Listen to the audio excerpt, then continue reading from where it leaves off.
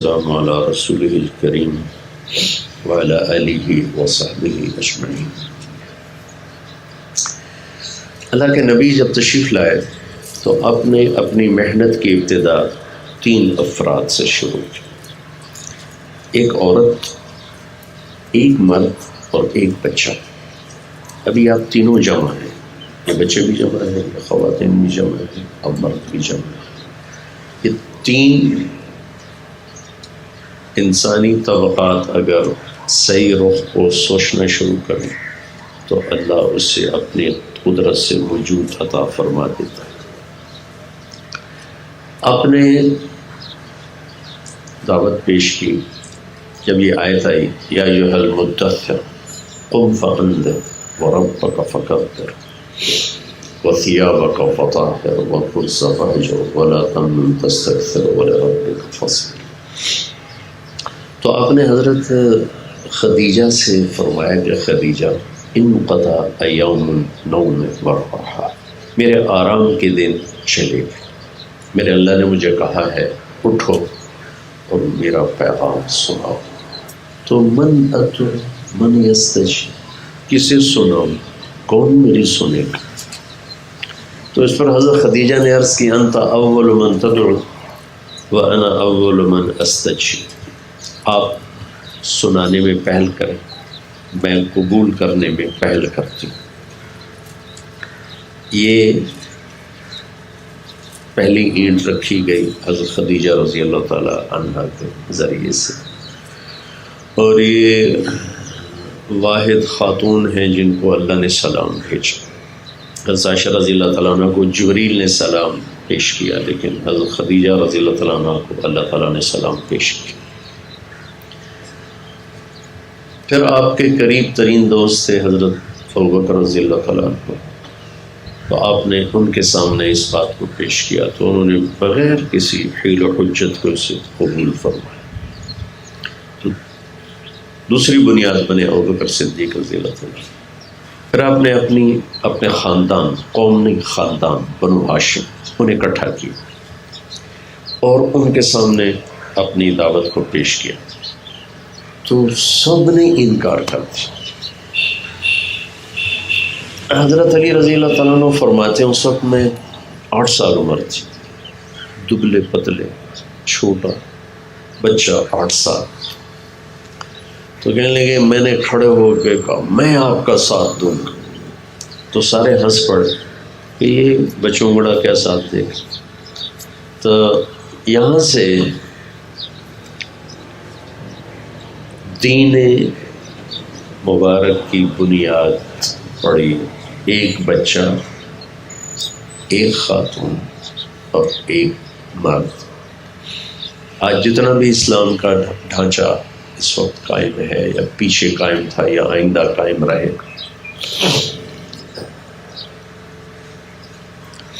اس میں یہ 3 بنیادی پتھر ہیں جن کے ذریعے سے اللہ تعالیٰ نے گاڑی کو آگے چلایا۔ یہ ہماری نسل، اگلی نسل ہے۔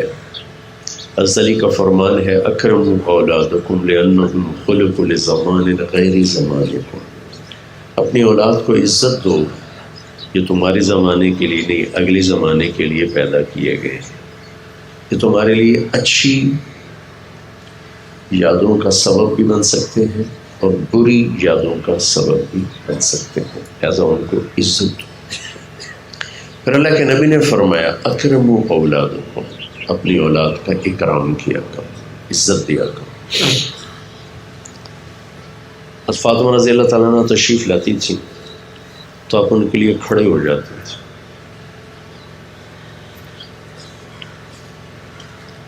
آگے بڑھ کے ان کا استقبال کرتے تھے، پھر ان کا ہاتھ پکڑتے تھے، ہاتھ کا بوسہ لیتے تھے، پھر ان کو چارپائی کے پاس لاتے تھے، پہلے ان کو بٹھاتے تھے پھر خود بیٹھتے تھے۔ شاید ہم اپنے بچوں کے ساتھ ایسا نہ کرتے۔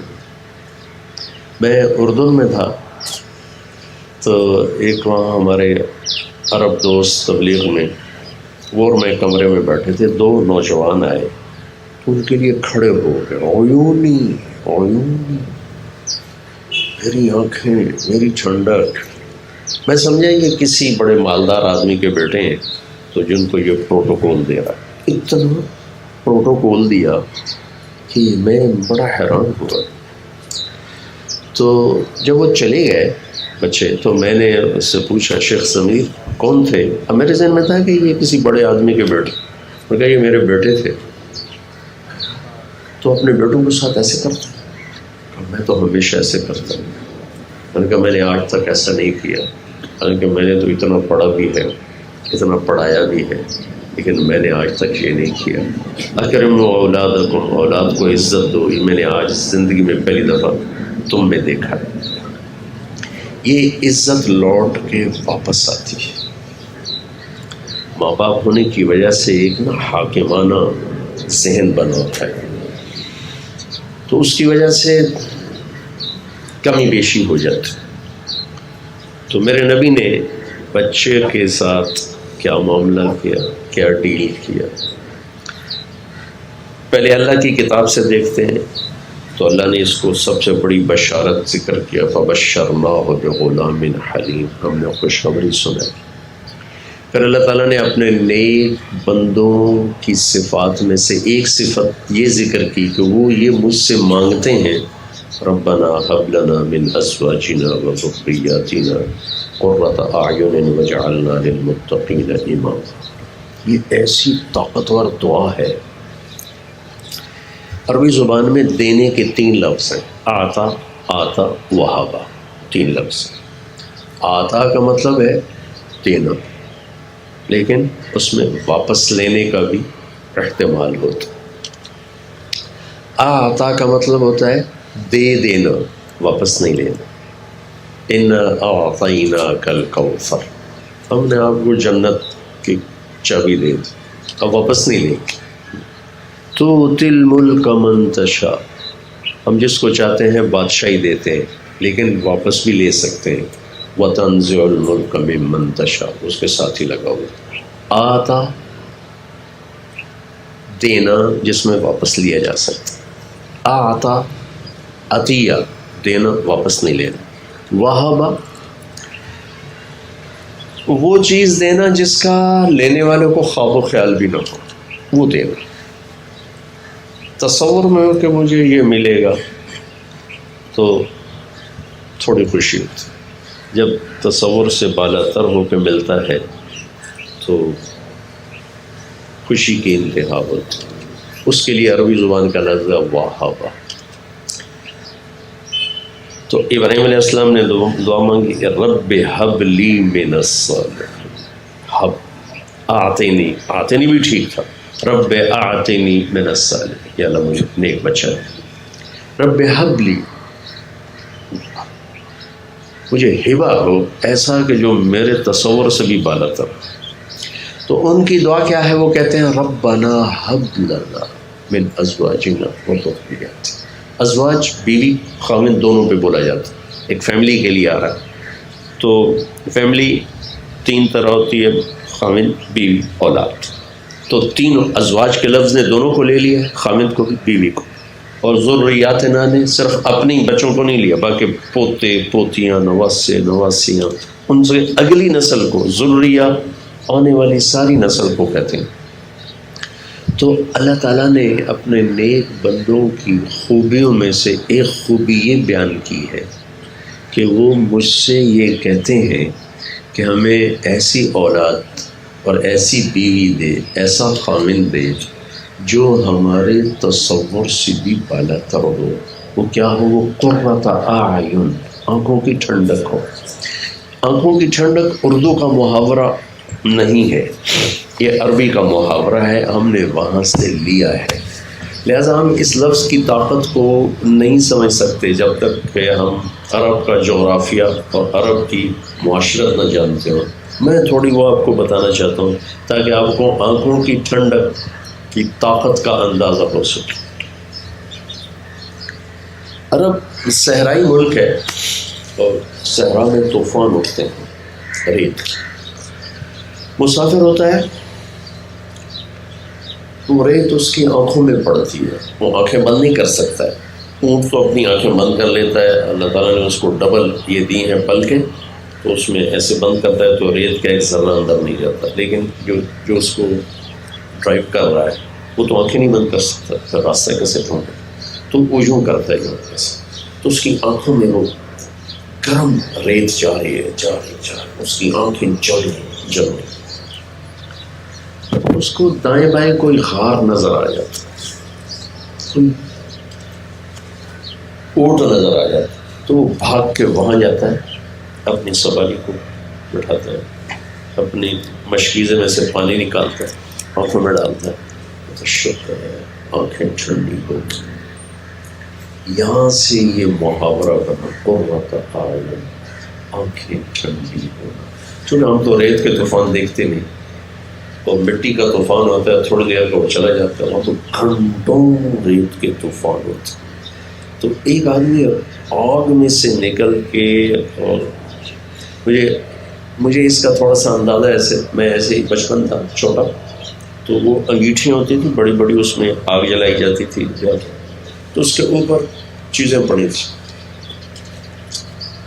میں اتنا چھوٹا تھا کہ میں پوری طرح اس کو دیکھ بھی نہیں سکتا تھا، تو میں نے پنجے اوپر کیے اور پتہ نہیں کیا چیز میں لے رہا تھا، میں نے اسے ہاتھ مارا ایک ڈبے کو، وہ ڈبے میں سرخ مرچیں تھیں، وہ ساری میری آنکھوں میں آ گئی، میری آنکھیں بھر گئی سرخ مرچوں سے، تو ساری رات میری چیختے گزر کہ آنکھ ٹھنڈی نہیں ہو رہی۔ تو قرۃ اعین، ایسی اولاد دے، ایسی فیملی دے جن کو دیکھ کے آنکھیں ٹھنڈی ہو جائیں۔ باہر سارے گرم طوفان ہیں اور گھر میں آتا ہوں تو آنکھیں ٹھنڈی ہو جاتی۔ دوسرا مطلب ہے قرہ، قرار سے ٹک جانا،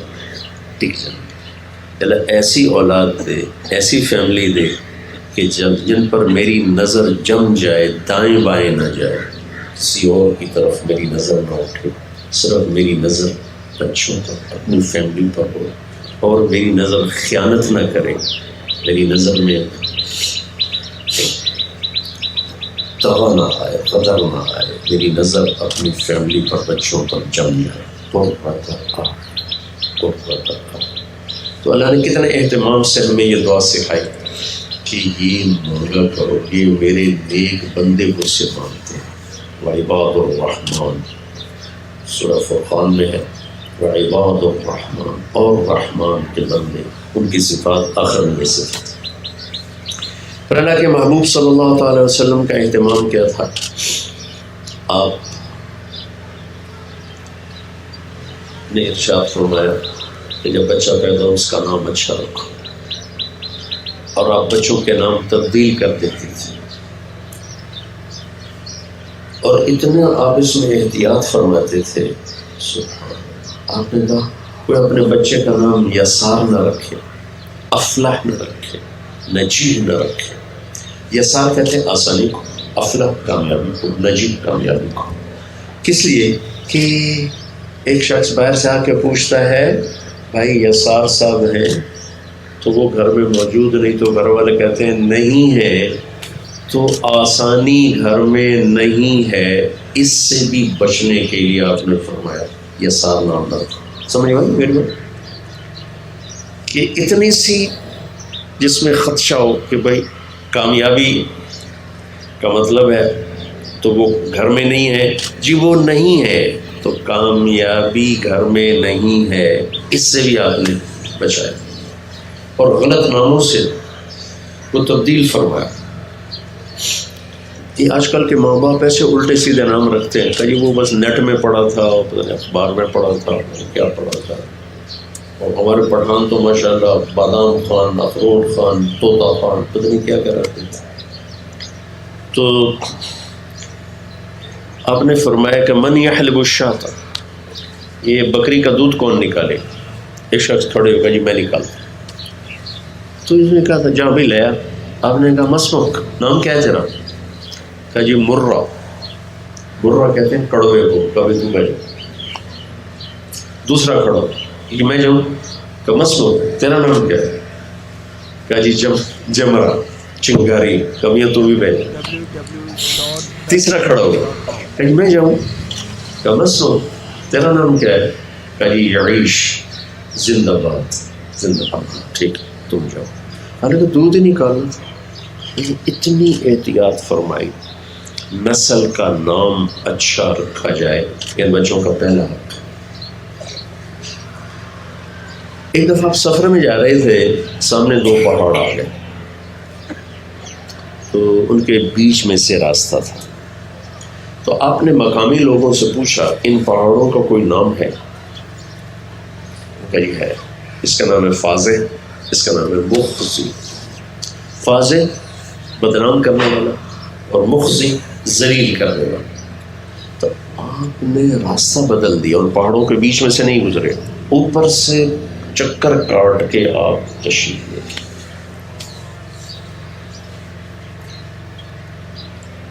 ایک شخص ہے، بچہ تھا ان کے ساتھ، اس کا نام کیا ہے؟ صاحب. صاحب کہتے ہیں وہ جانور جو ایسے کھل جائے اور پاگلوں کی طرف پھر رہا. آپ نے کہا نہیں، اس کا نام عبداللہ ہے. کہا جی بس ہم اپنا نام رکھا، ہم نہیں بدلتے. تو وہ بچہ پاگل ہو گیا. نام سے بھی، نام کے غلط معانی سے بھی آپ نے اپنی امت کو بچایا. ایک شخص آئے، ان کا نام تھا حسن. آپ نے فرمایا تیرا نام کیا؟ کہا جی حسن. حسن کہتے ہیں غم. آپ نے کہا نہیں تیرا نام ہے سہل، سہولت والا. کہا نہیں جی میں اپنے باپ کا رکھا ہوا نام نہیں بدلتا ہوں. تو سعید بن مسیب ان کے پوتے ہیں، وہ فرماتے ہیں ہمیشہ ہمارے خاندان دکھوں میں ہی رہا، کبھی دکھ سے نکل نہیں سکا. یہ آپ کا اہتمام ہے صرف نام کے، بچوں کا نام کیسے رکھا جائے. پھر اس کے بعد آپ سارے عالم کے نبی ہیں، لیکن بچوں کے لیے آپ ٹائم نکالتے ہیں.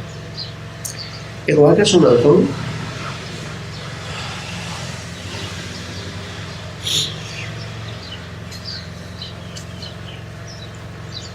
ایک عورت آئی کہ یا رسول اللہ مجھ سے گناہ ہو گیا، آپ میرے اوپر حد قائم کریں. تو آپ فرماتے جاؤ حد قائم کر دو اس کے اوپر. ہمیں کہا نہیں تیرے پیٹ میں بچہ ہے، جب تک یہ پیدا نہیں ہوگا ہم حد قائم نہیں کریں گے. ایک ناجائز نسل کے لیے بھی اتنی احتیاط اور اہتمام. جب وہ بچہ پیدا ہو گیا پھر آئی یا رسول اللہ پیدا ہو گیا، اب مجھے میرے گناہ سے پاک فرمائے. تو آپ نے فرمایا نہیں، جب تک یہ دودھ پیتا ہے ہم تینوں پر ہاتھ قائم نہیں کریں گے. اس کو جو دودھ پلاؤ، جب یہ روٹی کھانے لگی پھر دیکھو. 2 سال کے بعد وہ خاتون تشریف لائی، وہ بچے کے ہاتھ میں روٹی تھی، وہ کھا رہا تھا، اور اس کو لے کر مسجد میں یا رسول اللہ یہ روٹی کھا رہا ہے، اب مجھے پاک کر. تو وہ ناجائز بچہ تھا. آپ نے کیا کہا؟ کون اس بچے کا گارڈین بنتا ہے؟ میں جنت میں اس کو اپنے ساتھی ہونے کی بشارت دوں. کہ ناجائز بچے تھے. تو ایک انصاری صاحب نے کہا یا رسول اللہ میں دیا. آپ نے بچہ ان کو دیا، اس پہ حد کو قائم کیا. اتنے بڑے نبی ہیں اور نسل کا اتنا اہتمام ہے. اگر آپ وقت نکال کر بچوں کے لیے وقت نکال کر ان کا کھیلتے تھے، ٹائم دیتے تھے. بس حسن حسین رضی اللہ عنہ ان کی کشتی کراتے تھے، ان کے ساتھ کھیلتے تھے، ان کے لیے گھوڑا بن جاتے، ان کو کمر پہ بٹھا لیتے، چکر لگاتے اور پھر کہتے تمہاری سواری کیسی، تمہارا اونٹ کیسا ہے. اور حضرت امامہ، حضرت زینب کی بیٹی، ان کو نماز، ظہر کی نماز، فرض نماز میں یہاں بٹھایا ہوا تھا اور نماز پڑھا رہے تھے. یہاں بٹھایا، نبی کی نماز ہے وہ کامل ہے، لیکن ہمارے لیے تو مشکل ہے، نہیں ہو سکے گا. یہاں بٹھایا ہوا تھا اور نماز پڑھا رہے تھے. جب رکوع میں جاتے تو ان کو نیچے بٹھا دیتے، سجدے میں جاتے 2 سجدے کر کے جب وہ اوپر اٹھتے تو پھر ان کو اٹھا کے یہاں بٹھا کے پھر نماز شروع کر دیتے. یہ صرف آپ کو بتانے کے لیے تھا کہ بچوں کے ساتھ کیا کیا جائے. یہ کوئی اس قدر زیادہ اظہار محبت نہیں تھا، صرف تعلیم امت تھا کہ سب سے قیمتی چیز ماں باپ کے لیے بچہ ہے، آنے والی نسل. دیکھتے نہیں جن کی اولاد نہیں ہوتی کتنا تڑپتے ہیں، یہ ایک ہی ہو جائے، بیٹی ہو جائے. تو یہ ہماری مستورات، یا ہم اپنی چیزوں کو کتنا احتیاط سے استعمال کرتے ہیں، بچوں کو کتنا جھٹک کے پھینک دیتے ہیں. تو میرے نبی کی زندگی آپ پڑھیں تاکہ آپ کو خود اندازہ ہو کہ ہم اپنی نسل کے ساتھ ہم نے کرنا کیا ہے، چلنا کیسے ہے. آپ جمعے کا خطبہ دے رہے ہیں، جمعے کا خطبہ ظہر کی 4 رکعت ہے، تو علماء فرماتے ہیں 2 رکعت کے بدلے میں خطبہ ہے اور 2 رکعت نماز ہے. تو گویا خطبہ بھی نماز کا حصہ ہے. اس لیے خطبے کے دوران نفل نہیں پڑھنے، تنکے سے بھی نہیں کھیلنا، کپڑے سے نہیں کھیلنا، ایسے ہی توجہ سے بیٹھ رہے جیسے نماز. تو یہ نماز کا حصہ ہے.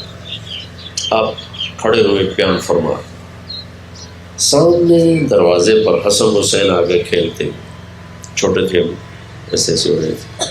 تو مسجد کافی بڑی تھی، مسجد نبوی میرے نبی کے زمانے کی مسجد کافی بڑی تھی. تو اب ایک دم نیچے اترے، جیسے آپ مجھے دیکھ رہے ہیں، آپ کو پتہ نہیں پیچھے کیا ہے، ٹھیک ہے. تو میں اگر یہاں سے تیزی سے اتروں تو آپ سب کو کیا ہو. تو میرے نبی ایک دم ممبر سے اترے، ایسے گئے مجمع کو چیر پہ، سارے ایسے دیکھ رہے کیا ہو. دونوں بچوں کو اٹھایا اور اندر آئے اور ممبر پہ بٹھا کے دوبارہ بیان شروع فرما. آپ یہ کہہ سکتے تھے یہ میرے بچے آگے، ان کو اٹھا کے میرے پاس لگا.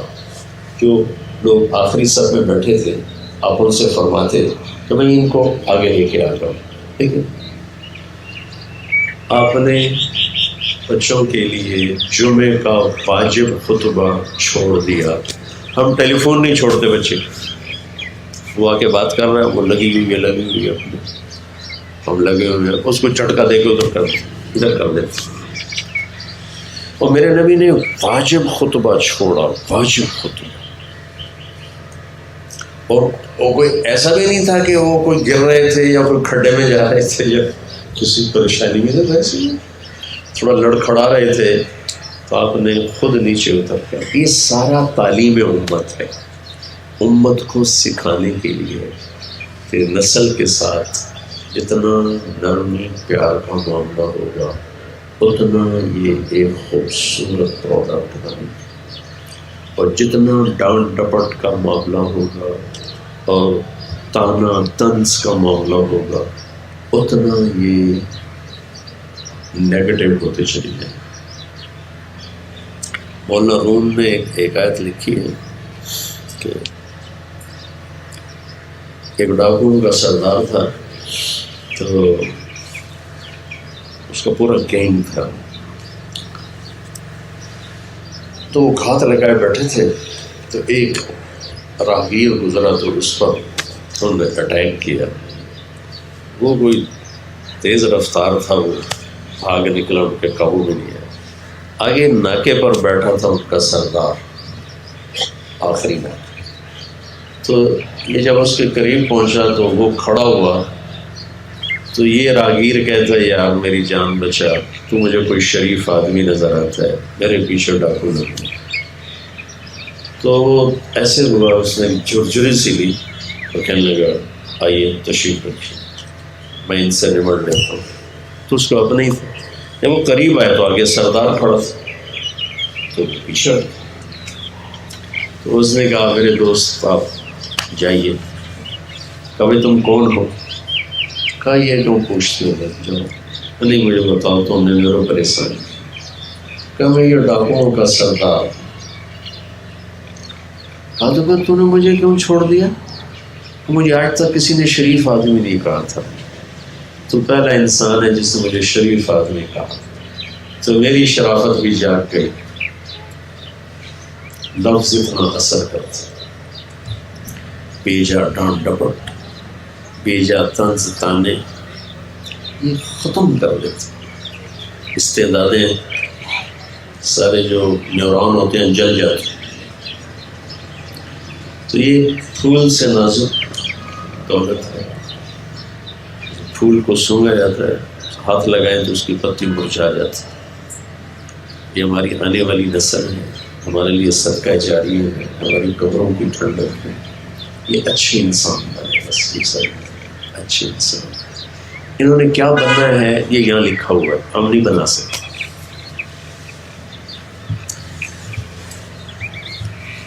ہندوستان پہ 2 عورتوں نے راج کیا ہے. ایک رضیہ سلطانہ، اس کا وہ تو ناکام ہو گئی، وہ قتل ہو گئی. اور ایک نور جہاں. نور جہاں نے ٹھیک راج کیا اپنے خامد کی زندگی میں، جہانگیر کی زندگی میں.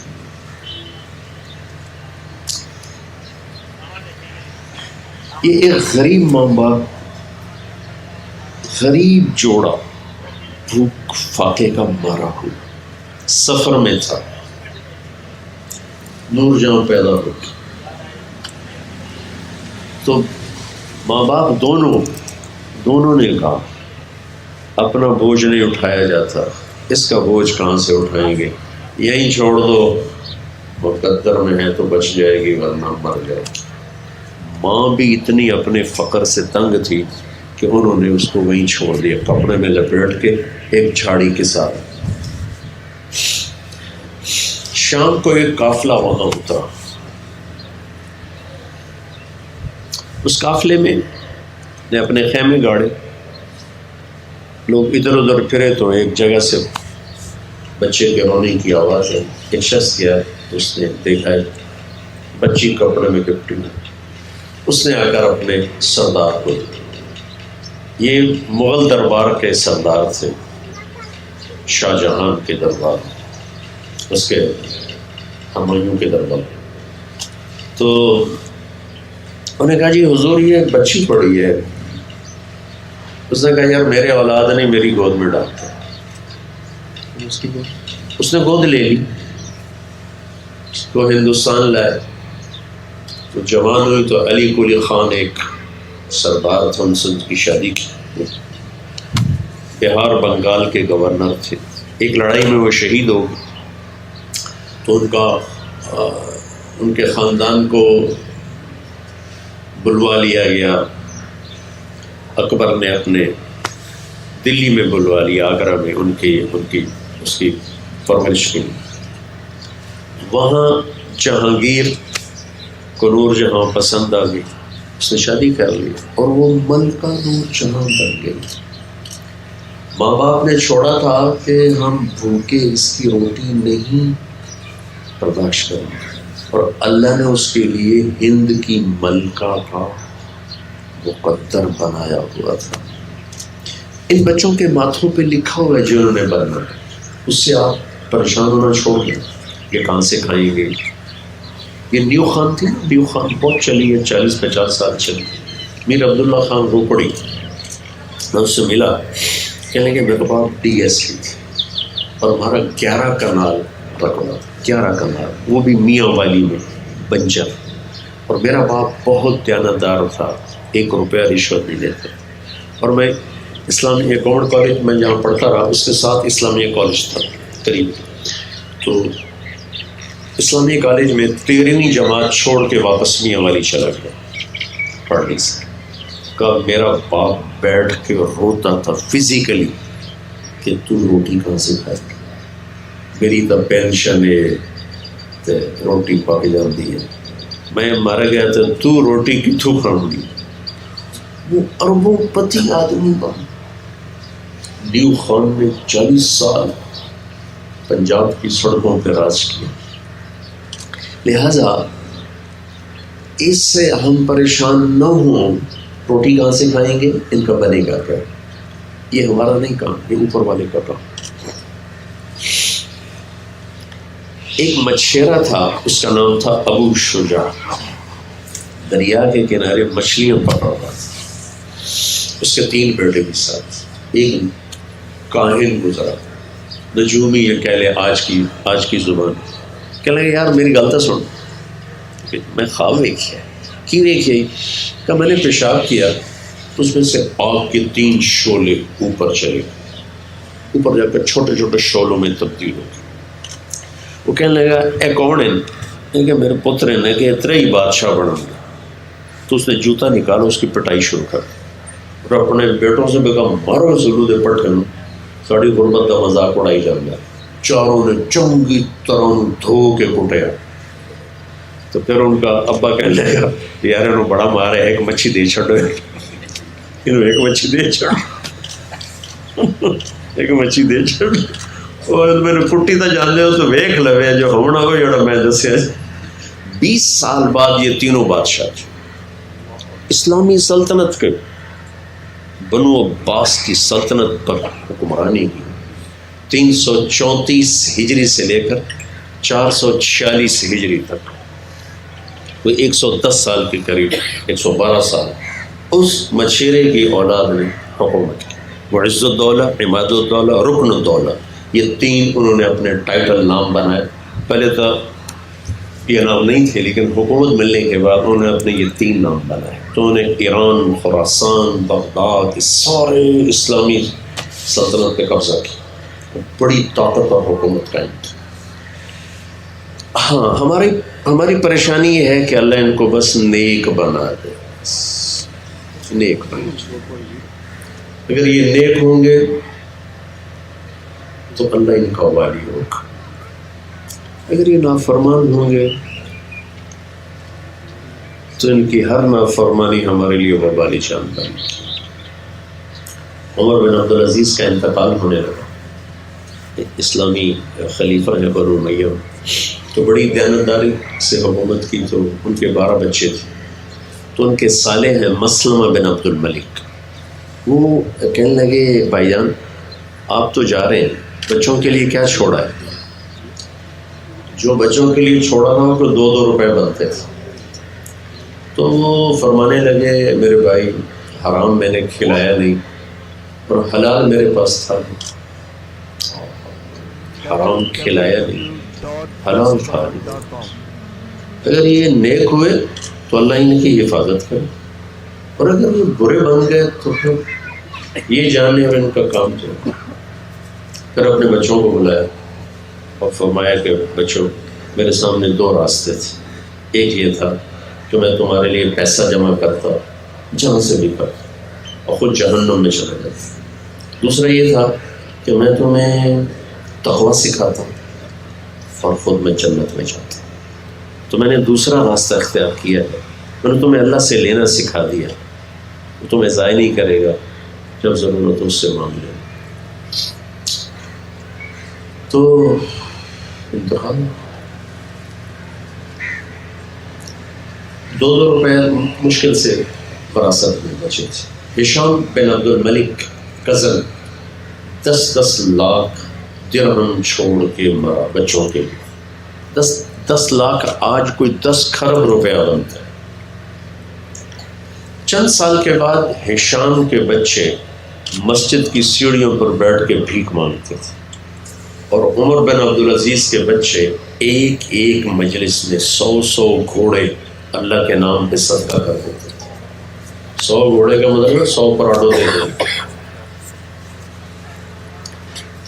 آپ کی ماؤں کی والدین کی ایک فکر ہو، یا اللہ یہ نیک بنے، نیک بنے بس۔ اگر ہم یہاں فوکس، میں بیٹھا تھا میرے استاد صاحب تھے مولانا سعید خان صاحب رحمۃ اللہ، تو ایک شخص آیا اپنے بچے کو لے کر، حضرت دعا فرمائے اللہ میرے بچے کو عالم بنائے۔ تو میرے استاد صاحب نے فرمایا اللہ آپ کے بچے کو نیک بنائے۔ مجھے خیال آیا کہ اس نے دعا عالم کے لیے کہا دعا، اور یہ کہہ رہے ہیں نیک بنائے۔ تو پھر استاد صاحب نے خود ہی کہنا شروع فرمایا کہ دیکھو میرے دوست، اللہ نے ہمیں قرآن میں جو دعا سکھلائی ہے وہ ہے رب ہب لی من الصالحین، یا نیک بچہ دے۔ نیک ہوگا تو عالم بھی بنے، ڈاکٹر بنے، تاجر بنے، جو بھی بنے، اگر نیک ہے تو بس معاملہ صاف، نیک نہیں ہے تو پھر عالم بن کے اور فساد پیدا کر۔ تو اللہ ان کو نیک بنائے، اس کی یہ کوشش اللہ کے نبی کے تعارف کے بغیر اور ان سے جذباتی وابستگی کے بغیر کوئی نیکی میں نہ جم سکتا ہے نہ بڑھ سکتا ہے۔ یہ وہ دولت ہے جس کے بغیر یہ سفر طے نہیں ہو سکتا۔ اس میں ہم سب نے مل کر اس سفر کو طے کرنا۔ تربیت کا جو لفظ ہے نا، یہ ہے ربوا سے ربوا، کس چیز کا آہستہ آہستہ آہستہ بڑھتے بڑھتے بڑھتے بڑھتے بڑھتے بڑھتے اتنا اوپر چلے جانا کہ وہ دور سے نظر آنے لگے۔ اور تربیت کہتے ہیں ہر موقع پر اور ہر مرحلے پر اس موقع اور اس مرحلے کی ضرورت کو مہیا کرنا، یہ تربیت ہے۔ ہمارے یہاں تربیت ہے ڈنڈے مارو، ڈانٹ ڈپٹ کرو، پکڑ کے بٹھا دو، کمرے میں بند کر دو، یہ تربیت۔ تو اس میں بھی اپنے نبی کی سیرت آپ پڑھیں کہ آپ نے بچوں کے ساتھ کیا سلوک کیا۔ 10 سال حضرت انس آپ کی خدمت میں رہے، 10 سال، اور 10 سال میں ایک نصیحت فرمائی، 10 سال میں ایک نصیحت، کتنی عجیب بات۔ 10 سال میں محبت دی، پیار دیا، اپنی صحبت دی، ٹائم دیا، تو وہ رضی اللہ عنہ بن گئے۔ اور حسن حسین 7 سال کے حسن تھے، 6 سال کے حسین تھے جب آپ کا انتقال ہوا۔ 7 سال کا بچہ باشعور ہوتا۔ آپ نے دونوں بچوں کو زندگی میں ایک نصیحت نہیں فرمائی، صرف ٹائم دیا، پیار دیا، ٹائم دیا، پیار دیا۔ آپ روزانہ کچھ ٹائم ایسا مقرر فرمائے جس میں موبائل بند ہو، ٹی وی بند ہو، لیپ ٹاپ بند ہو، ساری چیزیں بند ہو، صرف آپ ہوں، آپ کے بچے ہوں، اور آپ ان کے ساتھ بیٹھیں، چاہے آپ جن بھوتوں کی باتیں کریں، صحبت چاہیے، نہ کہ کوئی نصیحت چاہیے، صحبت چاہیے۔ اللہ کے نبی بچوں کو ٹائم دیتے تھے، بیٹھتے تھے ساتھ، تو صفات اس سے منتقل ہوتی۔ اور جب روب چھا جاتا ہے اور خوف پیدا ہو جاتا ہے تو پھر وہ دروازہ بند ہو جاتا ہے۔ ماں کا اتنا خوف چھا جائے یا باپ کا اتنا خوف چھا جائے تو وہ ایک خلیج حائل ہو جاتا ہے پیچھے۔ یہ نیک بنے، یہ ایک لمبا سفر ہے، بنائے گا اللہ، ہم نہیں بنا سکتے، ہم نے کوشش کریں، صبر آزما ہے اس میں اپنے آپ۔ ڈانٹ ڈپٹ بہت آسان ہے، 2-4 تھاپڑ مارے، چلو، وہ بچہ رو رہا کے بیٹھ گیا۔ ارے کوئی میں 8-9 سال کی عمر میں سگریٹ پینے شروع کر دی، دیہاتی ماحول تھا، کھلا ڈولا، کوئی تو میری ماں کو، ماسی کو پتہ چلا، تو اب میری ماں نے مجھے پکڑا، میرا کھولا، منہ کھولا ایسے، اور میری ماسی نے چمٹا اٹھایا اور اس میں انگارہ ڈالا۔ اب میں آج تک وہ منظر نہیں بھول سکتا۔ میری ماں میں نے یہ کیا، ماسی وہ تو انگارہ، پاواں تیرے منہ، پاواں تیرے منہ، او میں نہیں پیندا، میں نہیں پیندا، معافی دو، میں نہیں پیندا۔ میں اتنا قریب کر دیا تھا کہ یہاں میری یہ جگہ پر اس کی تپش پہنچ رہی تھی، وہ میں نہیں پیندا۔ اگلے دن میں ایک کونے میں جا کے پھر پی رہا تھا، تو میرے چھوٹے بھائی نے دیکھ لیا، وہ ہوگا کوئی 5 سال کا، میں کہہ یہ جا کے میری شکایت لا دے۔ میں نے کہا طاہر ایک سگریٹ تو بھی پی لا، میں نے ایک اس کو بھی پلا دیا تاکہ میری شکایت نہ رکھے۔ موقع پہ ٹھیا کر دینا آسان ہوتا ہے، اور صبر کے ساتھ وقت گزارنا بڑا مشکل ہوتا ہے۔ یہ ماؤں کو اللہ نے کیوں فارغ کیا کہ سب سے مشکل کام نسل کی تربیت، نسل کی پرورش، لہذا ساری چیزوں سے فارغ کیا ہے اولاد کے لیے۔ حضرت ہاجرہ جب فارغ ہو گئی اولاد کے لیے، نہ خامن کی ذمہ داری، نہ ساس کی ذمہ داری، نہ سسر کی ذمہ داری، نہ کوئی اور رشتہ داروں کی ذمہ داری، صرف اسماعیل اور ہاجرہ، تو ایسی عالی شان شخصیت بنے کہ 8 سال کی عمر میں کہہ رہے ہیں کر دو ذبح، کر دو ذبح. تو کرے گا اللہ، میں نہیں کر سکتا، میم اکیڈمی نہیں کر سکتی، آپ نہیں کر سکتے، کرے گا اللہ.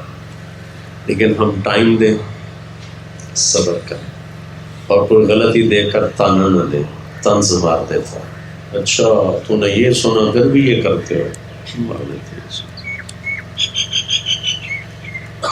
حضرت عمر رضی اللہ عنہ کو پتہ چلا کہ ایک عرب سردار نے شراب پینا شروع کر دی، عمر جیسی شخص بولا کہ 2 چتر مار دیں. تو آپ نے ان کو خط لکھا، آمین غافر الذنب قابل التوب شدید العقاب ذی الطول لا الہ الا هو الیہ المصیر، یہ آیت لکھ کے بھیج دی. اب جو انہوں نے خط پڑھا کہ یہ کیا لکھا، پڑھتے جا رہے اور سمجھ میں نہیں آ رہا یہ کیا لکھا، یہ کیا لکھا، یہ کیا لکھا. آخر جا کے ان کو وہ آیت کا مطلب سمجھ میں آیا کہ لگتا ہے عمر کو میرے شراب پینے کا پتہ چل گیا ہے. تو انہوں نے مجھے لکھا ہے کہ اللہ غافر الذنب، گناہ معاف کرنے والا، توبہ کرے، شدید العقاب اگر تو، لیکن اگر توبہ نہ کرو پھر اللہ کی پکڑ بھی بڑی سخت ہے. تو اس کے بعد انہوں نے توبہ کی، شراب چھوڑ دی. تو حضرت عمر کو خبر ملی تو فرمایا کہ جب اپنے بھائی کو غلطی کرتا دیکھو تو اس کے ساتھ ایسا معاملہ کرو، کبھی تانا نہ دینا ورنہ شیطان اسے بھڑکا دے گا. حضرت عمر رات کو راؤنڈ لگا رہے تھے، ایک جھری سے دیکھا ایک آدمی اندر شراب پی رہا تھا. دروازہ بند تھا، انہوں نے دیوار سے چھلانگ لگائی اور اندر اور کوڑا اٹھایا مارنے کے لیے.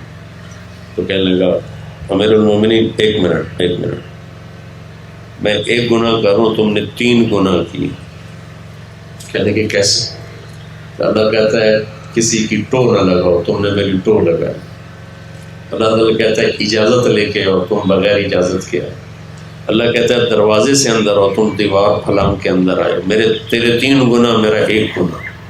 تو چپ کر کے چلے گئے. 1 مہینہ وہ بندہ شرم کی وجہ سے مسجد میں نہیں آیا. 1 مہینے کے بعد وہ نماز میں آیا تو حضرت عمر نے دیکھا اس کو بلایا، پھر اپنا کان قریب کرو. تو آپ نے کہا میں نے تیری بات کسی کو نہیں بتائی.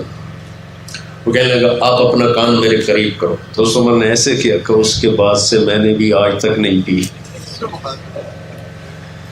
یہ چاہتے ہیں ماں باپ سے کہ اپنی زبان میں شیرینی ڈال لیں، طنز، طعنے، شدت، سختی، پکڑ. تنبیہ ضروری ہے. تنبیہ کا مطلب ہوتا ہے بڑے خوبصورت انداز میں اس کی کمی کو بتانا. شرمندہ کرنے کا نام تنبیہ نہیں ہے. تو اس لیے اللہ تعالیٰ سے دعا کریں کہ اللہ ہمارے اس سفر کو قبول فرمائے. یہ بچے ہمارے لیے سرمایہ ہیں، ذخیرہ آخرت ہیں. اللہ تعالیٰ انہیں ہمارے لیے بہت بڑی کامیابی کا ذریعہ بنائے. یہ نیک ہوں گے تو سب کچھ ہوں گے. آگے کس کے نصیب میں تھے؟ میرے ماں باپ سے مجھے ڈاکٹر بنانا چاہتے تھے. میں یہاں 11 سال کی عمر میں آیا اور ہمارا پوری فیملی بیک گراؤنڈ میں مولوی کا تصور جانتے ہیں. یہ ہمارا بچہ جہاں سے اس کا کزن عدنان میرا داماد ہے، یہ ہمارا ان کا فیملی بیک گراؤنڈ ایک جیسا. ان کے خاندان میں بھی اس داڑھی کا کوئی تصور نہیں ہے. عدنان عالم بنا ہے، کوئی عالم کا تصور نہیں ہے. لیکن یہ اوپر کاتب تقدیر کے فیصلے ہوتے ہیں. تو اللہ ہماری اس نسل کو نیک بنا دے، تو ہماری آنکھوں کی ٹھنڈک بنا دے. پھر آگے ان کا نصیب ہے یہ کیا بنتے ہیں. بادشاہوں کے گھر فقیر پیدا ہوتے ہیں، فقیروں کے گھر بادشاہ پیدا ہوتے ہیں. یہ تو اللہ کا نظام ہے. پیسے جوڑنے کا چکر اور جائیداد بنانے کی فکر نہ کرے. یہ اچھے انسان بنے، یہ ایک لمبا سفر ہے. اللہ اپنی قدرت سے اس میں برکت ڈال دے، اسی کا اچھا کر دے تو ہماری خوش قسمتی ہوگی. اور ہمارے ذمہ محنت ہے، کوشش ہے، دعا ہے. اللہ تعالیٰ ہم کو عمل کی توفیق بخشے. الحمد لله وصلي على محمد كما أنت أهل وفعل بنا ما أنت أهله إنك أهل التقوى وأهل المغفرة ربنا آتنا في الدنيا حسنة وفي الآخرة حسنة وقنا عذاب النار ربنا تقبل منا إنك أنت السميع العليم وتب علينا إنك أنت التواب یا اللہ نہ ہمارے دل ہمارے قبضے میں ہے نہ ہمارے بچوں کے دل ہمارے قبضے میں ہے چھوٹا ہو یا بڑا ہو بچی ہو یا بچہ ہو مرد ہو یا عورت ہو دل تو تیرے قبضے میں ہے یا اللہ جب تو ہدایت کا نور ڈالتا ہے تو کوئی گمراہ نہیں کر سکتا جب تو سلف فرما لیتا ہے تو کوئی ہدایت نہیں دے سکتا یہ ہم نے چھوٹا سا خیمہ لگایا ہے جو اسے بہت بڑا ہدایت کا محل بنا دے ہدایت کا قلعہ بنا دے اور یا اللہ یہ جو سفر شروع کیا ہے تیری رضا تیری محبت تیرے حبیب کی رضا ان کی محبت میں شروع کیا ہے یا اللہ کوئی لالچ سامنے نہیں کوئی مال کا جمع کرنا سامنے نہیں ایک نسل تیرے اور تیرے حبیب کی خوبصورت زندگی اختیار کر لے اس کے لیے سب قدم اٹھایا یا اللہ ہماری محنت کو قبول فرما ہمارے ان بچوں کو تو اپنا بنا لے ہمیں بھی اپنا بنا لے یا اللہ ہم قیامت کے دن تیرے محبوب کی آنکھوں کی ٹھنڈک بن کے اٹھا دیں یا اللہ ہمیں اس کی توفیق عطا فرما دے یا اللہ جو اس کے راستے میں رکاوٹیں ہیں اپنے فضل سے دور فرمائے قدم قدم پر ہماری رہنمائی فرما رہبری فرما اور اپنے حبیب کی زندگی کو بچوں کے سینے اور دل میں اتارنے کا ہمیں ذریعہ بنا بڑوں کے اندر بھی اور چھوٹوں کے اندر بھی اللہ اپنے محبوب کی پاکیزہ زندگی اندر اتارنے کا ہمیں ذریعہ بنا اس میں جو ہم سے کمی ہو کوتاہی ہو جان بوجھ کے ہو یا خطا سے ہو اپنے حبیب کے صدقے میں معاف فرما یا اللہ ہماری اس چھوٹی سے ہمارے اس بیج کو تو ایک تناور درخت بنا دے سایہ دار پھلدار پھولدار مہکنے والا سب اور سارے عالم کی ہدایت کا ذریعے کے طور پر اسے قبول فرما دے وصلی اللہ تعالی علیہ وسلم